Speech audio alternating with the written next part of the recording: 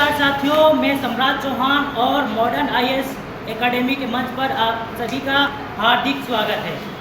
तो मित्रों, आज हम सभी शुरू करने जा रहे हैं करंट अफेयर ऑनलाइनर का।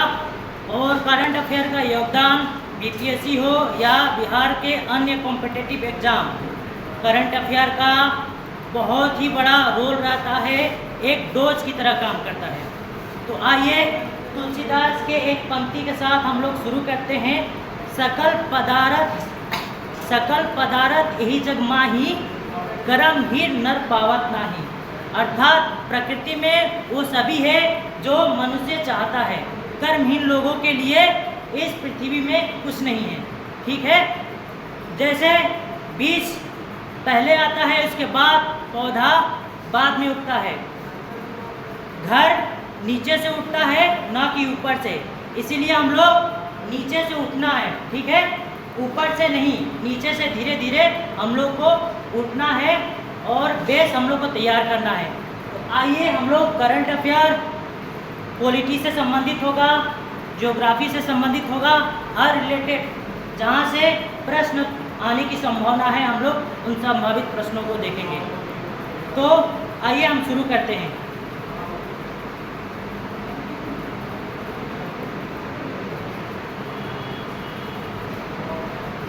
आप सभी को पता होगा 1 जुलाई से 3 नियम लागू हो गए हैं, आईपीसी, सीआरपीसी और इंडियन एविडेंस एक्ट। ये अंग्रेज़ों का गुलामी का प्रतीक था।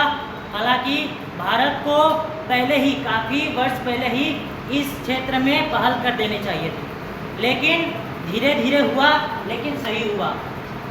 पिछली सरकारों ने इस चीज़ पर ध्यान नहीं दिया, लेकिन वर्तमान की सरकार इस पर एग्रेसिव मूड में है। देर से ही सही, लेकिन इस पर काम होना शुरू हो रहा है।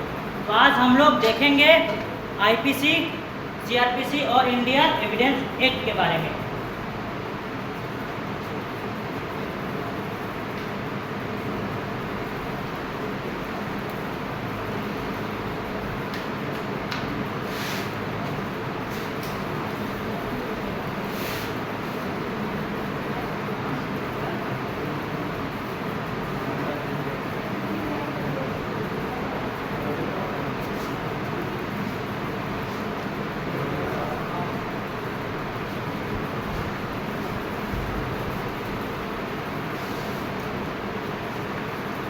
आईपीसी है, ये 1860 में पारित हुआ था, आया था।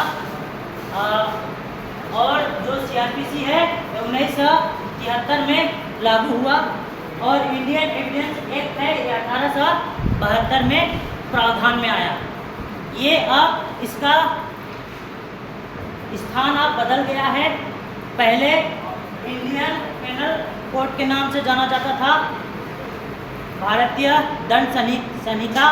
अब ये जाना जाएगा भारतीय न्याय संहिता के नाम से। ये अपना रूप परिवर्तित कर चुके हैं। हालांकि इसमें जो मुख्य एक्ट थे, धारा थे, वो भी चेंज कर दिया गया है।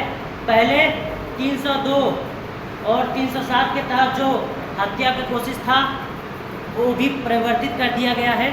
इसमें वकालत के क्षेत्र में पुलिस, एलएलबी करने वाले छात्रों के लिए भी नई समीक्षा, नई तरीके से देखना पड़ेगा।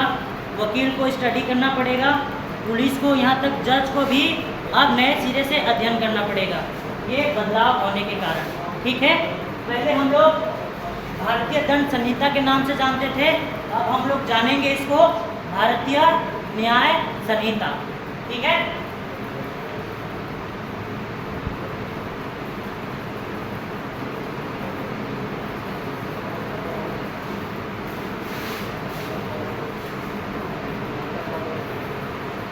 पहले क्या था?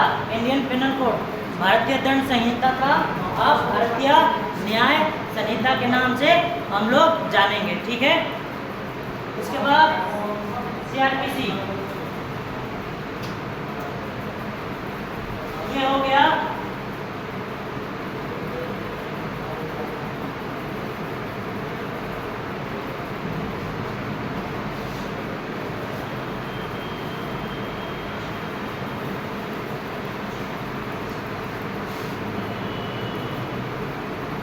संहिता, भारतीय नागरिक सुरक्षा संहिता के नाम से CRPC जाना जाएगा। ठीक है, और आते हैं इंडियन एविडेंस एक्ट। इसके बारे में हम लोग विस्तृत से और गहराई में जाएंगे। पहले हम लोग देख लेते हैं इंडियन एविडेंस एक्ट। इसका जो भारतीय साक्ष्य अधिनियम है इसको भी परिवर्तित किया गया है।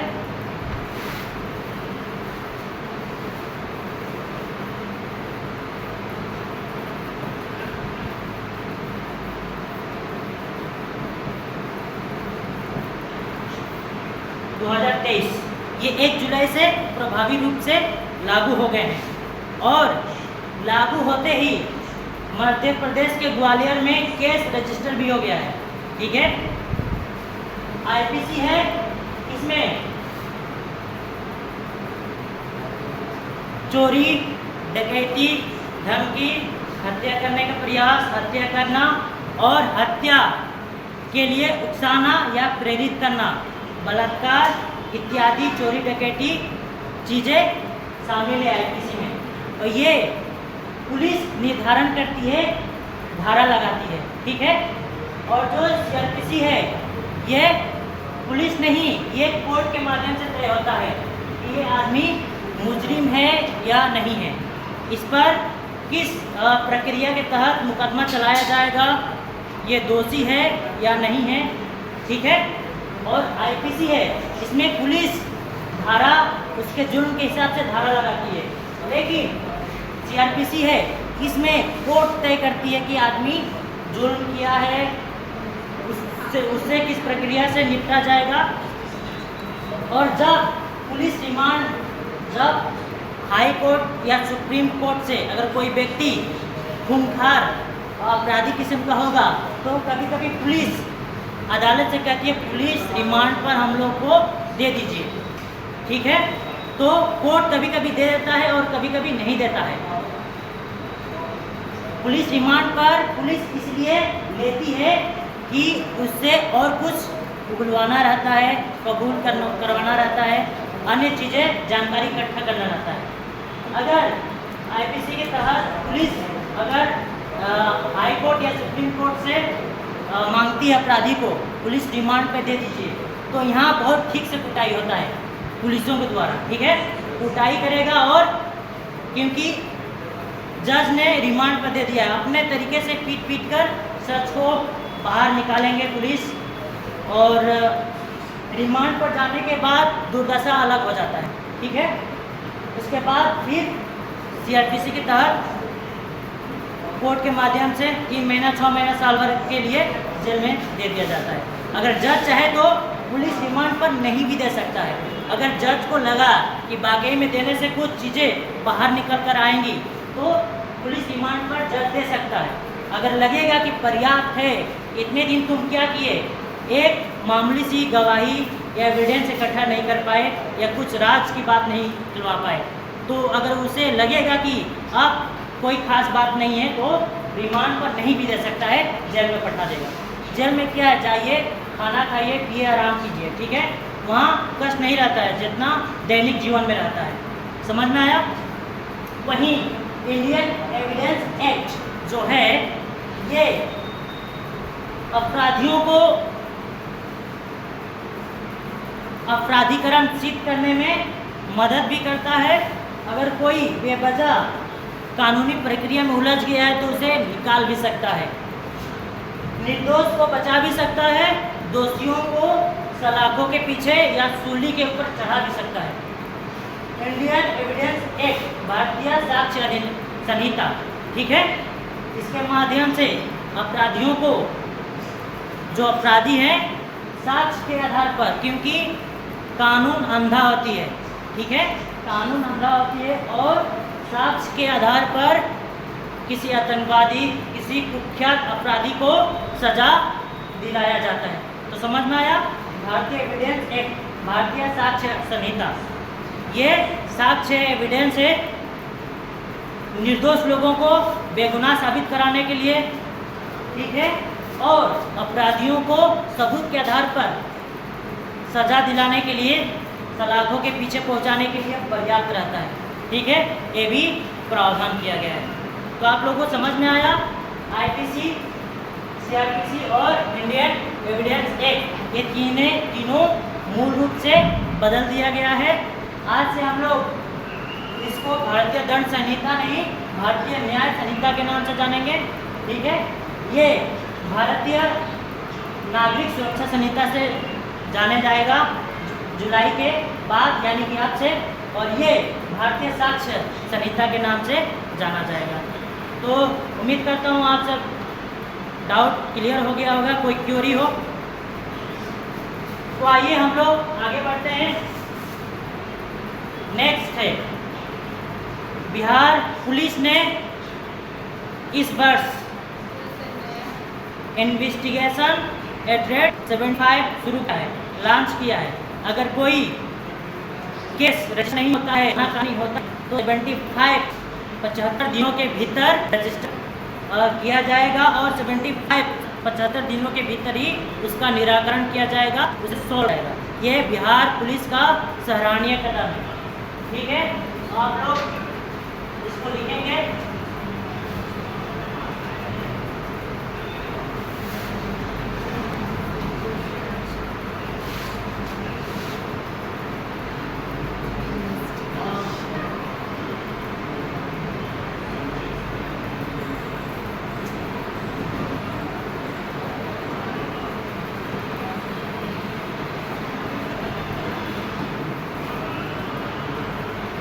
इन्वेस्टिगेशंस एट रेट 75 डेज के भीतर ये निराकरण किया जाएगा, सॉल्व कर दिया जाएगा। ये बिहार पुलिस का सशक्त होते हुए छवि को दर्शाता है। ठीक है, अन्य राज्यों में अभी इस प्रकार का कोई प्रावधान नहीं आया है। हर पुलिस की एक खासियत होती है और बिहार पुलिस की एक खासियत मानी जा सकती है। क्या नाम दिया गया है? इन्वेस्टिगेशन। ठीक है, किस राज्य के द्वारा? हाँ, और बिहार पुलिस, बिहार दरोगा में जाने वाले मित्रों से विशेष आग्रह है इन चीज़ों पर फोकस करें, क्योंकि बिहार पुलिस से संबंधित है। ठीक है, आ भी सकता है एग्जाम में। जो बिहार पुलिस या बिहार दरोगा या एसआई में बैठना चाहते हैं उन लोगों के लिए इम्पोर्टेंट है बिहार पुलिस से संबंधित हर एक चीज़, हर एक घटना। ठीक है, आगे बढ़ें, चलिए।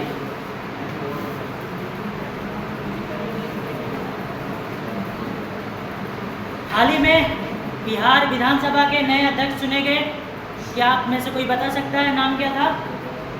बिहार विधानसभा का नया अध्यक्ष मैं लिखवाया था। आप में से किसी को पता है? बिहार विधानसभा के नए अध्यक्ष नंद किशोर यादव। क्या नाम था उनका? ठीक है, और डिप्टी स्पीकर भी चुने गए हैं। ठीक है, तो आप लोग लिखिए।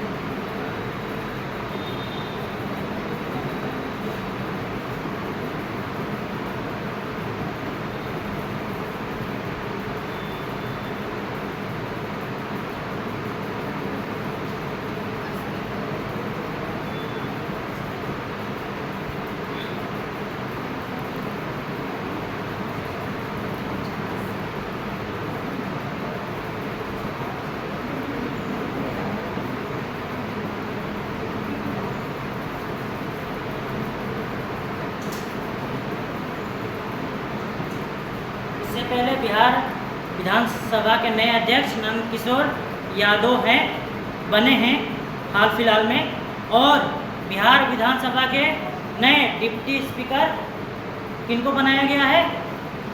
नरेंद्र नारायण यादव जी को बनाया गया है। आप लोग को याद रहेगा,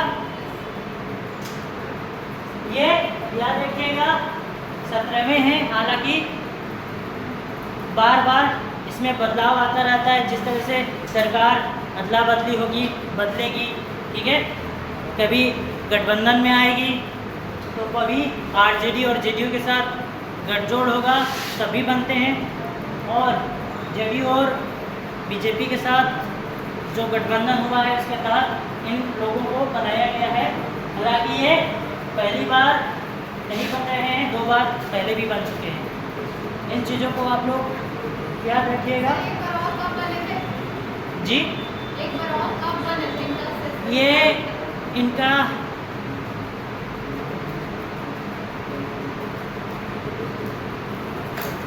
ये आरजेडी और जेडीयू का जब कार्यकाल चल रहा था तब इन्हें बनाया गया था, और बिहार सरकार में ये बड़े पदों पर रह चुके हैं। ये बीजेपी के कद्दावर नेता भी रह चुके हैं। नरेंद्र नारायण यादव को इस बार बनाया गया है, ठीक है। तो ये इन चीज़ों को आप लोग याद रखिएगा, ठीक है। नेक्स्ट पॉइंट आप लिखिए आप लोग।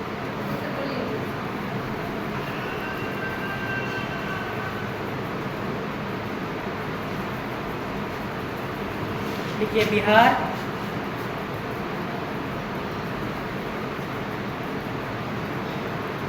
बिहार में 3 दिवसीय बिहार में 3 दिवसीय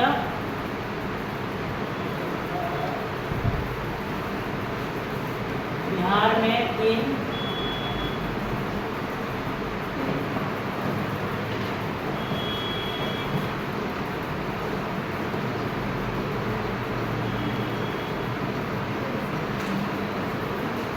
दिवसीय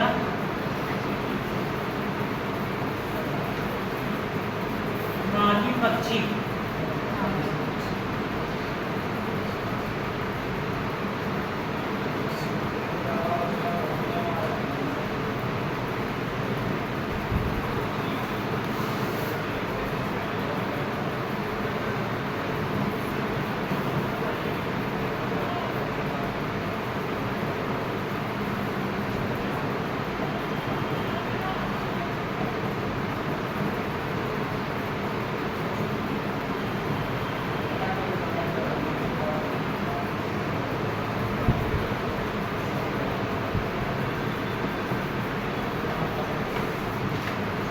बिहार में हाल ही में 3 दिवसीय नागी पक्षी का महोत्सव का आयोजन कहाँ किया था?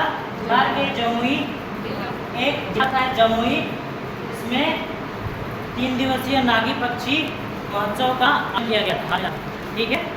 ये भारत में पहला नागी पक्षी महोत्सव का आयोजन किया गया है भारत में, ठीक है।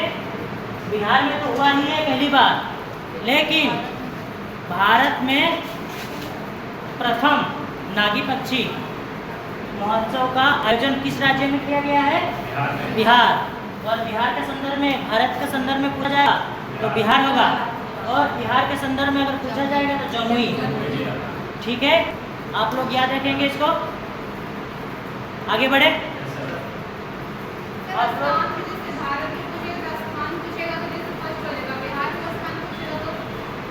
जमुई, हालांकि जमुई मेंशन है, जमुई जिला में आयोजन किया गया है। इसका मतलब लगभग जमुई के पूरे जिले में या उसके मुख्यालय के आसपास इस महोत्सव का आयोजन किया गया होगा। और मेन है जिला का नाम आप लोग याद रखिएगा, ठीक है। कोई स्थान का कोई वर्णन नहीं दिया गया है, पूछा जाएगा सिर्फ जिला, ठीक है। किस जिले में आयोजन किया गया, क्योंकि भारत के संदर्भ में है। भारत में सर्वप्रथम नागी पक्षी का आयोजन या महोत्सव किस राज्य में मनाया गया या पालन किया गया? तो अपना बिहार होगा, ठीक है।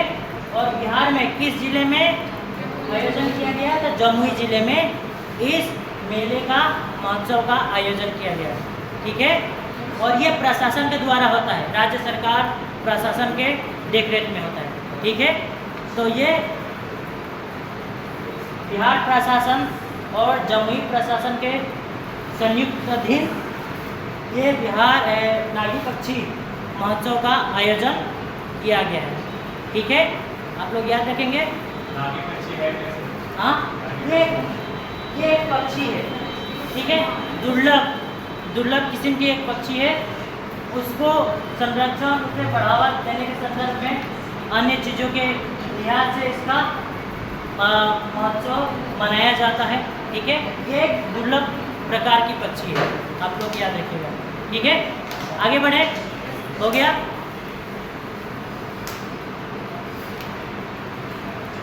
अब हाल ही में पटना के नए चीफ जस्टिस बने हैं 44वें।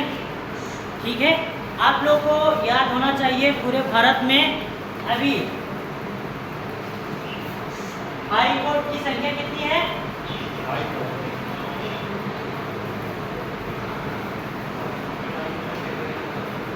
आप में से किसी को पता है पूरे भारत में अभी तक हाई कोर्ट की संख्या कितनी है वर्तमान समय में? सुप्रीम कोर्ट कितने हैं? हाँ, सुप्रीम कोर्ट, सर्वोच्च न्यायालय कितने हैं? हाँ,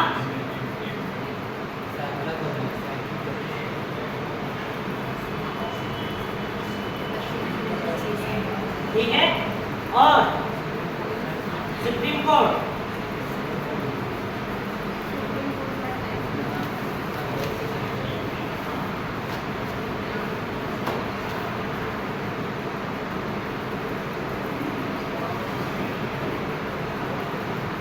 भारत में अभी हाई कोर्ट की संख्या कितनी है? 25। आप लोग याद रखेंगे। और जो सर्वोच्च न्यायालय है वो एक ही है और एक ही रहेगा। ठीक है, एक ही है और एक ही रहेगा। ये सबका दादा परदादा सब है। सबसे बड़ा सर्वोच्च न्यायालय है। आखिरी न्याय की उम्मीद सर्वोच्च न्यायालय पर आकर टिक जाती है।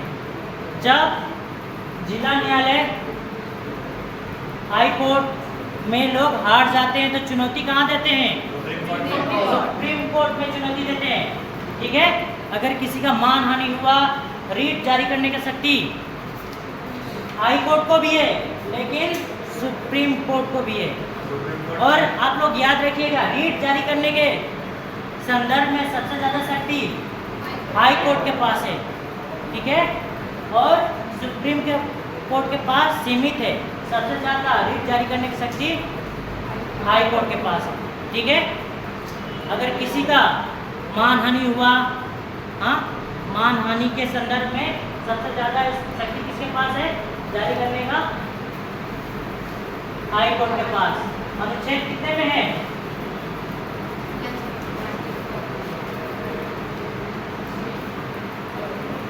226। और सुप्रीम कोर्ट का 32। आप लोग याद रखेंगे। ठीक है, तो हाल ही में पटना हाई कोर्ट का नए चीफ जस्टिस बने हैं जिनका नाम है कृष्णन विनोद चंद्रन। लिखिए, पटना हाई कोर्ट के नए चीफ जस्टिस बनाए गए हैं जिनका नाम है कृष्णन विनोद चंद्रन। ये 44वें पटना हाई कोर्ट के 44वें चीफ जस्टिस हैं। ठीक है, आप लोग याद रखेंगे इसको। चलिए आइए देखते हैं।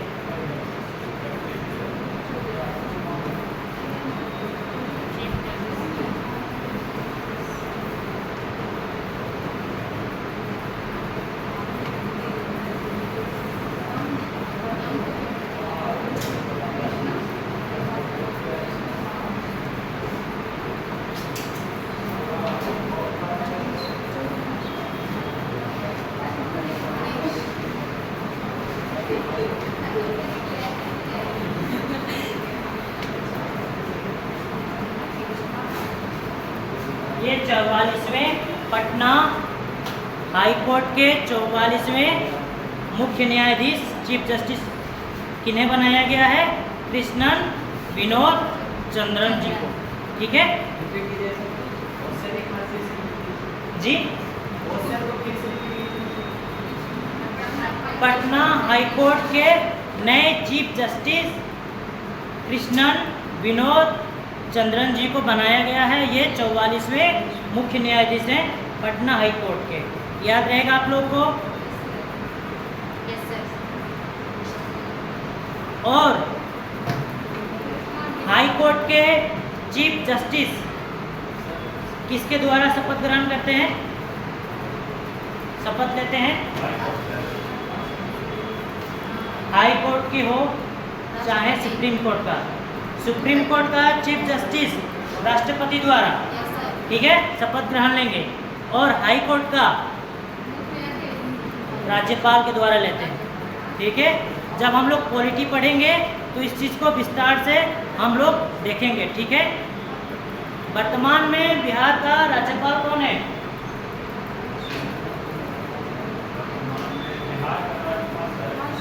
पहले पहले कौन थे? हाँ, पहले याद नहीं है? पहले का नाम क्या था? हो गया? पहले का नाम, पहले जो बिहार का राज्यपाल थे महामहिम फागू चौहान थे। ठीक है, ये फागू चौहान अभी मेघालय के गवर्नर हैं, मेघालय राज्य के राज्यपाल हैं, उनको मेघालय पठा दिया गया। ठीक है, ये बहुत कंट्रोवर्सी में रहे हैं। ठीक है, यूनिवर्सिटियों के लेकर। अभी फिलहाल में कौन है बता पाएंगे आप लोग? हाँ, विश्वनाथ, हाँ, राजेंद्र विश्वनाथ आर्लेकर है वर्तमान में। ठीक है, समझ में आया? और पहले कौन थे? फागू चौहान, जो वर्तमान में मेघालय के गवर्नर हैं। बिहार से उनको मेघालय पठा दिया गया गवर्नर बनाकर। वर्तमान में है राजेंद्र विश्वनाथ आर्लेकर। ठीक है, चलिए लिखिए। बिहार के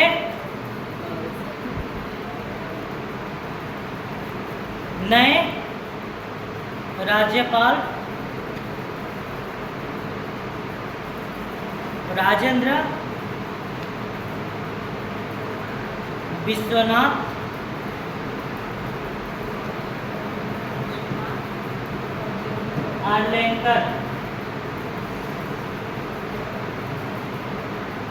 आर्लेकर जी को नियुक्त किया गया है।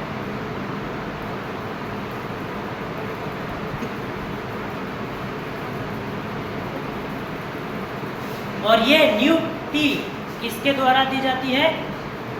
शपथ किसके द्वारा लेते हैं? ये देश के महामहिम राष्ट्रपति देश के सभी राज्यों के राज्यपालों को नियुक्त करते हैं। ठीक है, और ये कभी भी हटा भी सकते हैं। इनका कार्यकाल निश्चित नहीं रहता है। ठीक है,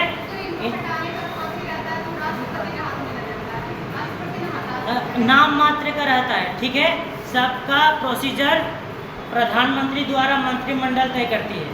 ठीक है, वो राष्ट्रपति नाम मात्र के हैं और वो हटाते वो हैं, लेकिन प्रधानमंत्री द्वारा गठित मंत्रिपरिषद इसके पीछे कार्य करती है।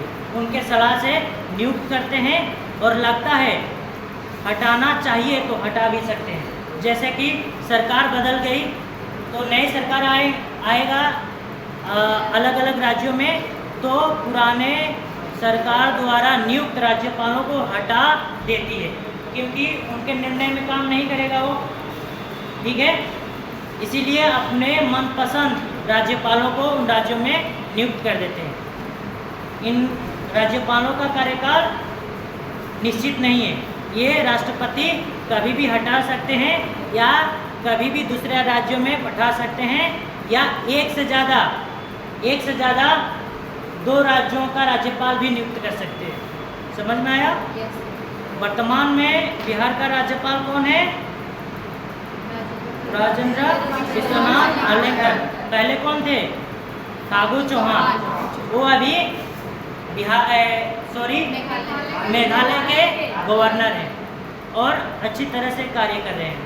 ठीक है, चलिए आगे बढ़ते हैं हम लोग। दूसरा लिखिए।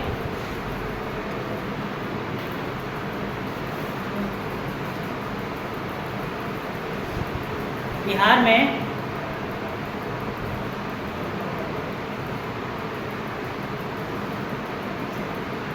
हाल ही में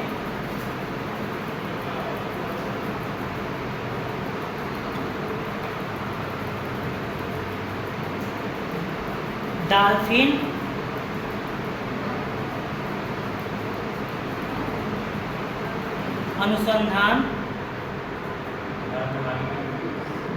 अनुसंधान केंद्र की स्थापना किया गया है।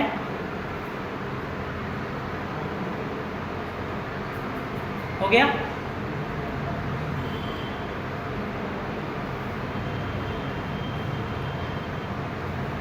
जो